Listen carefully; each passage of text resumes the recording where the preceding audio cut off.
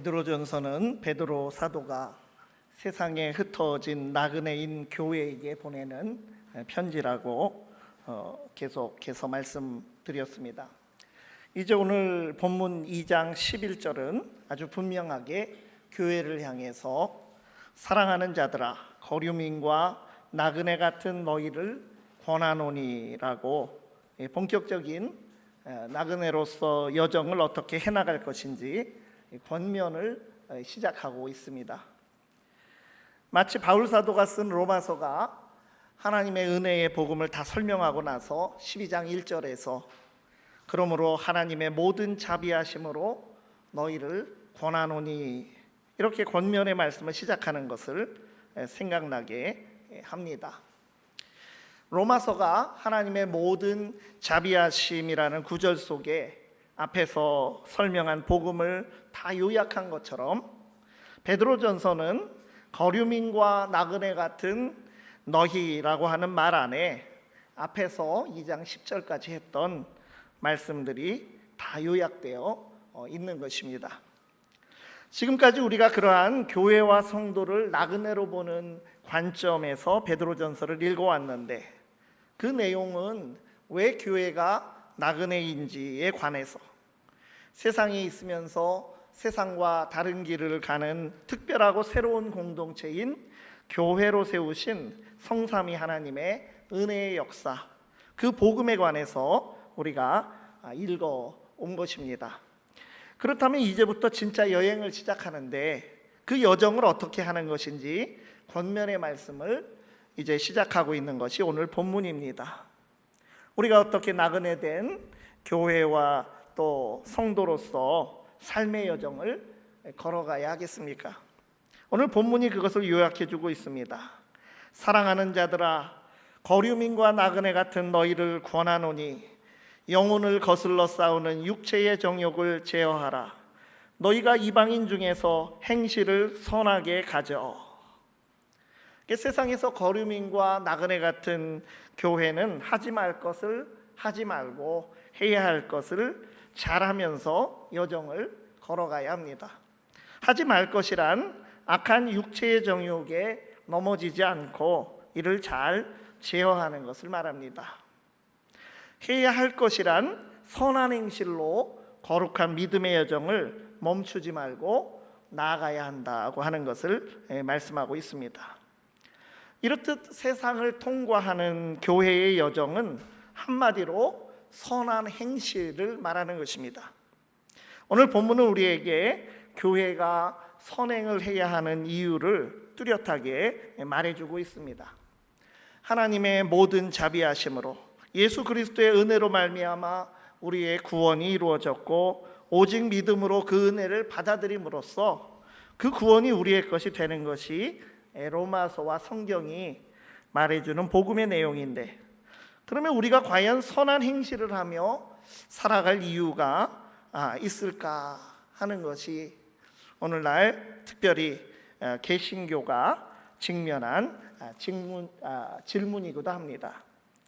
중세교회가 타락해서 면죄부 장사를 하고 업적과 공로를 돈으로 사고 팔던 시대에 종교개혁자들은 행함과 공로가 아니라 은혜와 믿음의 복음을 재발견해서 강조했던 것입니다. 죄에 취약한 인간 본성으로 인해서 어떠한 사람도 자기 행위의 공로로는 하나님 앞에 인정받을 수 없으며 오직 은혜, 오직 믿음으로만 구원받을 수 있음을 외쳐온 것입니다. 그런데 그렇게 하다 보니까 아무래도 실천이 약해질 수밖에 없었습니다. 오늘 본문은 거기에 대답을 하고 있습니다. 오직 은혜, 오직 믿음을 외치는 교회에 왜 선한 행실이 중요합니까? 첫 번째로 교회의 행실은 사회의 적대감을 극복하는 거룩함의 증거입니다. 예수 그리스도께서 이 땅에 오셔서 죄와 죽음의 권세에 승리하시어 우리가 예수님의 은혜를 입고 살아가는 이 시대이지만 여전히 그 죄는 이 땅에서 남아있고 최후의 발악을 하고 있습니다. 죄와 악의 올무는 사람의 속에도 존재하고 또 이 시대의 사회와 문화 속에 구조적으로 강하고 견고하게 존재하고 있습니다. 종교개혁의 후예인 우리는 사람의 공로와 행위가 아니라 오직 믿음으로 예수 그리스도로 말미암은 하나님의 은혜를 받아서 구원받는 것임을 믿습니다. 그런데 왜 선한 행실을 해야 합니까? 베드로 사도의 대답은 근본적으로 세상과 다른 교회이다 보니 세상에서 이질적이고 낯선 존재일 수밖에 없는 교회가 세상과 소통하는 한 방법으로 이 선한 행실을 제시해주고 있습니다. 오늘 본문에는 교회를 일컬어서 나그네라고 하는 말과 함께 거류민이라는 말이 더 추가되어 나왔습니다. 이 거류민이라는 말은 영어 성경들을 보면 에얼리언이라고 하는 말로 번역된 곳이 많이 있습니다. 이 말은 임시로 체류하고 있는 외부인을 의미하는 그런 말인데, 우리가 영화 제목에 나온 것처럼 외계의 존재, 그런 외계인이라고 하는 그런 뜻도 이 말에 있을 정도로 그 살아가는 그 사회와는 다른 낯선 그런 존재를 의미하는 말입니다. 그러니까 이 말을 추가하면서 더욱더 세상과 다르고 낯선 존재로서 세상에 존재하는 교회의 위치를 강조해주고 있습니다. 그만큼 세상은 교회를 온전히 이해하기 어렵다고 하는 것입니다. 교회에 대한 사회의 적대감은 어느 시대나 존재해 왔습니다. 베드로전서가 기록된 당시 그 시대에도 교회들은 많은 오해를 받았고, 그로 인해서 교회에 대한 사회의 적대감이 있었습니다. 오늘 본문 12절을 보면 악행한다고 비방하는 자들이라고 하는 표현이 나옵니다. 너희가 이방인 중에서 행실을 선하게 가져 너희를 악행한다고 비방하는 자들로 하여금 너희 선한 일을 보고라고 했습니다. 세상과 근본적으로 다른 교회, 또 그 교회가 가는 그 길을 세상이 온전히 이해할 수 없기에 예나 지금이나 교회를 악을 행하는 자들로 낙인을 찍고, 또 우리와 상관없는 자신들과 상관없는 자들로 말하면서 악행한다고 비방하는 자들이, 또는 유별난 자들이라고 비방하는 그런 사람들이 사회에 존재한다는 것입니다. 초대교회 때의 경우에 주님의 죽으심을 기념하는 성찬식에서 주님의 살과 피를 먹고 마신다고 하는 상징적인 말씀이 와전이 돼서 세상 사람들이 그리스도인들은 식인을 한다고 이런 오해를 받았던 그런 시기도 있습니다. 그런 기록이 있습니다. 유아 세례를 하니까 어린아이를 식인하는 풍습이 있다, 이런 말도 있었습니다. 가장 극단적인 예는 로마의 네로 황제 때 64년 그 로마의 대화재가 발생하자 그리스도인들이 방화를 했다고 하는 누명을 쓰고 범죄자들로 소문이 나서 박해를 당하게 된 그 사건입니다. 그때 바울도 또 베드로 사도 자신도 순교를 당한 것으로 전해지고 있습니다. 이렇게 악행하는 자들로 오해받는 것이 교회의 모습입니다. 그래서 교회가 천국 가기 위한 조건으로 선행을 하는 것이 아닙니다. 선행을 어디까지 해야 우리가 천국을 갈 수 있고 하나님의 기준에 들 수 있겠습니까? 주님 만났을 때 부끄럽지 않도록 우리가 의롭다함을 받았으니 의롭게 살고, 거룩하게 구별하심을 은혜로 받았으니 거룩하게 살면서 의인으로서 성도로서 합당하게 의로우며 거룩한 삶 가운데 선행을 하며 살아가는 것입니다. 이러한 관점, 우리가 익히 알고 있는 관점이고, 또 성화의 삶을 사는 우리에게 이러한 관점으로 선행의 좋은 동기가 되고 있습니다만, 베드로 사도는 다른 관점에서 설득력 있게 선한 행실을 해야 함을 우리에게 오늘 가르쳐주고 있습니다. 교회와 그리스도인들을 향해 있을 수밖에 없는 사회의 적대감을 교회는 더 적극적으로 선행을 해서 극복할 수가 있습니다.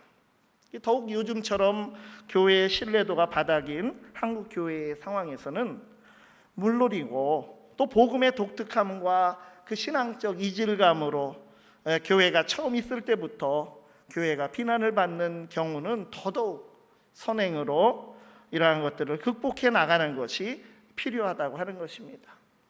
세상 사람들의 말대로 정말 교회가 이 베드로의 표현대로 한다면 악행을 하는 자들인지 그렇지 않은지를 교회는 선행으로 증명해 보여야 하는 것입니다. 교회의 부족한 모습이든지 사회의 오해이든지 이를 선한 행실을 묵묵히 행함으로써 극복해 나갈 수 있는 교회가 되기를 바랍니다. 두 번째로 교회는 세상 가운데에서 선교적 제사장 공동체로 존재합니다. 본문은 육체의 정욕을 제어하라고 했습니다. 이 말은 우리의 육체 자체가 나쁘다는 말도 아니고 우리의 정욕 자체가 악하다고 하는 그런 뜻도 아닙니다. 육체나 정욕은 그저 우리에게 있는 중립적인 것입니다. 건강한 육체로 사는 것도 중요하고 또 사람에게 기본적인 욕구로서 정욕도 당연히 존재하는 것입니다. 그러나 성경의 독특한 표현으로 악한 정욕, 이 육체적 정욕, 육체의 정욕, 우리가 육신 안에 살지만 육신을 따라 살지 말라고 하는 바울의 표현처럼 악한 정욕을 말하는 그런 표현입니다. 악한 정욕을 피하고 잘 다스리고 선한 행실로 살아가라고 하는 것입니다.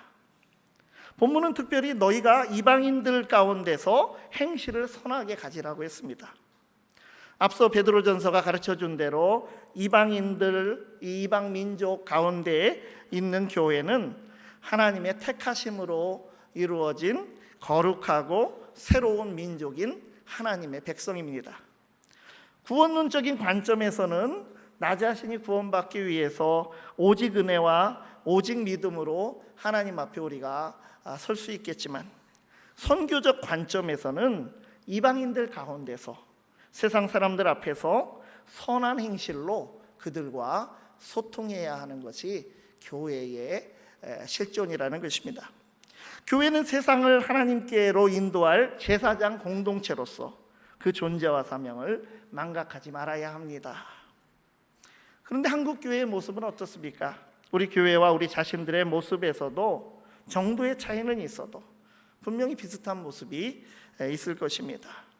세상을 구원하는 제사장 공동체로 세상에 존재하는 교회가 과연 제사장으로서 자격이 있는 그런 모습을 보여주고 있습니까? 말로만 하는 그런 선교가 되고 있지 않습니까?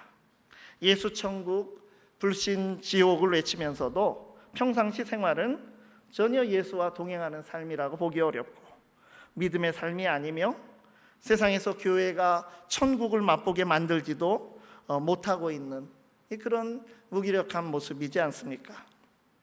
오히려 세상에서 해서는 안 될 일들도 교회와 그리스도인들이 쉽게 하고 일요일을 주일이라고 부르면서 예배당 안에 갇혀서 그저 우리끼리 모여서 하나님께 찬송하는 것으로 영광을 다 돌리는 줄 그렇게 만족하며 있지는 않습니까? 그것만으로 세상 가운데서 제사장 공동체로서의 역할을 한다고 말하기는 어려울 것입니다. 선한 행실은 이러한 이질적인 세상 가운데서 그들과 소통하는 가장 좋은 방법이며 또한 선교의 통로가 되는 방법이기도 합니다. 우리가 세상 가운데서 선한 행실에 힘써서 제사장으로서의 교회의 본분을 다하실 수 있기를 바랍니다. 세 번째로 교회는 심판날에 세상이 하나님께 영광을 돌리게 해야 합니다. 교회가 적극적으로 선한 행실을 해야 하는 것은 자기 자신이 그저 구원받고 하나님 앞에서 인정받기 위한 것이 아니라 이방인들 가운데서 하나님의 이름을 높이기 위해서 그렇게 하라고 하는 것입니다.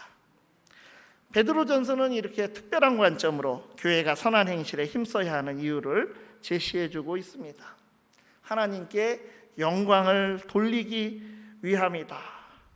여기까지는 우리가 익히 알고 동의하는데 바로 세상으로 하여금 하나님께 영광을 돌리게 하라고 하는 그 말씀입니다. 이것은 예수님께서 산상설교 가운데 하신 마태복음 5장 16절 말씀과도 일맥상통하고 있습니다. 이같이 너희 빛이 사람 앞에 비치게 하여 그들로 너희 착한 행실을 보고 하늘에 계신 너희 아버지께 영광을 돌리게 하라.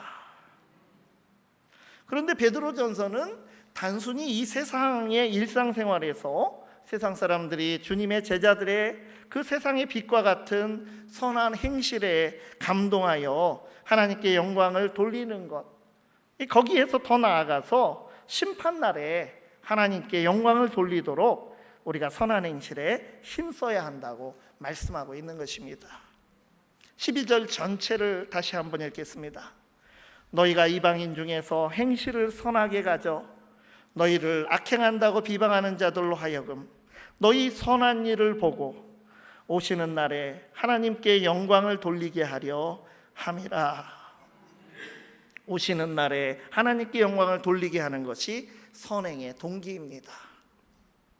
오시는 날은 주님이 오시는 날, 주님 재림하시는 날, 세상에 이제 종말이 오고 또 우리에게 궁극적인 구원이 이루어지는 날, 그렇게 번역이 되지만 더 원문의 의미를 살려서 정확히 번역하면 돌아보시는 날, 직역하면 돌아봄의 날, 이런 말입니다.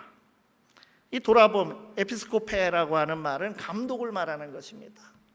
여러분, 감독교회를 영어로 에피스코팔 처치라고 하는 그런 말을 사용합니다.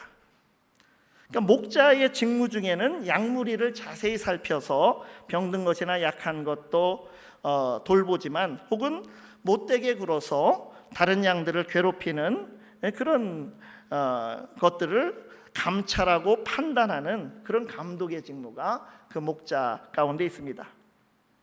그러니까 하나님은 교회의 주님이실 뿐 아니라 온 세상을 통치하시는 창조주이시며 심판주이십니다. 베드로전서 2장 25절에 보면 목자와 감독 대신 하나님이시다라는 표현이 나옵니다. 목자와 감독 대신 하나님께서 마지막 심판날에 교회와 세상 모두를 감독하시고 돌아보시게 될 것입니다. 그때 교회가 세상 가운데서 행한 선행이 심판의 기준이 되는 그런 증거로 채택이 되도록 하는 데에 누가 증인이 된다는 말입니까? 종말의 때 세상은 교회의 선행을 증언하는 증인이 되는 셈입니다. 세상은 교회의 선행을 기억하게 될 것입니다. 세상과 소통하는 대화법, 이게 교회가 의외로 이 소통법에 서툽니다. 그래서 세상과 소통에 실패하고, 또 세상은 교회의 그 진의와 그 진리의 보석 같은 진리를 잘 이해하지를 못합니다. 베드로 사도는 교회와 세상의 소통법을 지금 제시하고 있는 것입니다. 교회와 세상이 소통하고 말이 통하는 언어는 바로 선한 행실이라고 하는 언어입니다. 교회가 아무리 좋은 것을 가졌어도 세상을 향해서 우리 자신들만 알아듣는 말로 한다면 세상은 그것을 이해하지 못합니다. 우리가 은연중 교회 용어에만 또한 익숙해져 있기도 합니다. 언젠가 끔찍한 참사가 일어났을 때 대형교회 유명한 목사님이 하나님이 왜 이렇게 큰 재난이 일어나게 하셨습니까? 이런 말을 어떠한 말 가운데 들어가는, 이런 문장이 들어가는 말을 했습니다. 그 세상 만사가 궁극적으로 하나님의 다스림 안에 있는 것으로 믿는 기독교인들의 그런 언어적인 표현입니다. 우린 그 말 이해할 수가 있습니다. 그러나 그 말은 사회에 엄청난 비난을 받았습니다. 하나님이 악한 재앙을 내리고 억울하게 죽은 이들이 벌을 받은 것처럼 그렇게 세상은 이해하기 때문입니다. 추모의 기간에 이렇게 경솔하게 말하고 표현도 교리적이어서 서툰 소통의 대표적인 예입니다. 교회와 세상의 언어는 선한 행실이고 이를 통해서 하나님께서 영광 받으십니다. 교회가 교리적이고 신앙적인 언어들로 말하고 행동하는 일방적이고 독선적인 태도를 버리고 세상이 교회의 선한 행실로 말미암아 하나님은 살아계시고 공의로우시며 정직하시고 영광 받으시기에 합당하시다는 고백으로 나아가도록 우리의 삶을 살아가야 하는 것입니다. 우리는 심판의 날 주님께서 판단하실 때 교회인 우리에 대하여 증언할 세상의 증인들에 둘러싸여 살아간다고 하는 이 긴장감을 우리가 잃어버리지 말아야 합니다. 우리 교회와 성도들이 선한 행실에 힘써서 이를 본 세상이 이 시대에도 또 장차 심판의 날에도 하나님께 영광을 돌리게 되기를 간절히 바랍니다. 기도하시겠습니다. 우리를 구원하여 주시고 영혼까지 인도하시는 하나님, 교회가 세상과 관계를 선한 행실의 언어로 소통하며 제사장으로서 선교적 사명을 감당케 하시고 모든 것을 판단하시는 날에 하나님께서 영광 받으시도록 복된 여정을 걸어가게 하여 주시옵소서. 예수 그리스도의 이름으로 기도드리옵나이다.